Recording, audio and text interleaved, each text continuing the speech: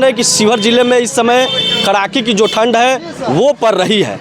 उसके बाद चौक चौराहों पर क्या अलाव की व्यवस्था हो रही है, इसकी हकीकत जो जानने हैं वो हम पिपराड़ी चौक पर पहुंचे हैं। व्यवस्था नहीं है। सुबह वो में लकड़ी रखा जा रहा है। सुबह में हम लोग देखते भी नहीं है, 6 बजे के बाद आते हैं तो लकड़ी का नजर नहीं है। थोड़ा सा लकड़ी रहता है, कितना लकड़ी रहता होगा? आधा 1 किलो के लगभग। शाम में? शाम में नहीं एक भी लकड़ी शाम में भी नहीं आता। शाम में आता है, इनके जलाते हैं। हो रहा है क्या? ना नहीं हो रहा है। इधर उधर अभी तो उधर से लकड़ी ले आके जला रहे हैं, उधर से फाटक पेड़ पर से तोड़ के, कहीं फाटक पर से तोड़ के हम लोग ले। आपका कहाँ मकान हुआ? हेलो, आपका कहाँ मकान? बसैया मकान हुआ।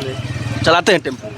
लकड़ी अलाव उलाव का व्यवस्था देखे हैं हो रहा है यहाँ सुबह शाम? नहीं, हम नहीं आते 6 बजे के बाद, यहाँ पे कुछ भी नहीं रहता है। आप देख लीजिए कि स्थानीय जो लोग हैं वो क्या कह रहे हैं कि हमने तो नहीं देखा कि अलाव यहाँ पर कब जलता है। शायद उस समय जलता होगा जिस समय फ़ोटो खिंचाना होता होगा। शायद फ़ोटो के समय आते होंगे, नाम मात्र कुछ लकड़ियाँ रखकर फ़ोटो खींच लेते होंगे। आपने जाना कि 7 जगहों पर पिपराड़ी में अलाव की जो व्यवस्था है वो की गई है और अलाव की व्यवस्था नाम मात्र सिर्फ यहाँ किया जा रहा है। क्या नाम हुआ बाबू? सोनू कुमार। अलाव उलाव का व्यवस्था है चौक पर? हम आते हैं तो नहीं रहता है। सुबह में कितने बजे आते हो?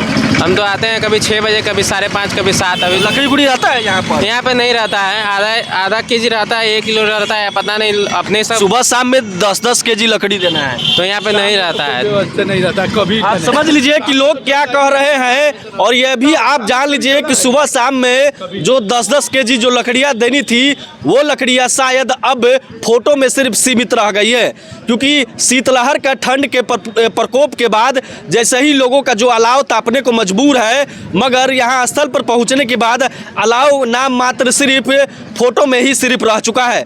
लोग अपने तरीके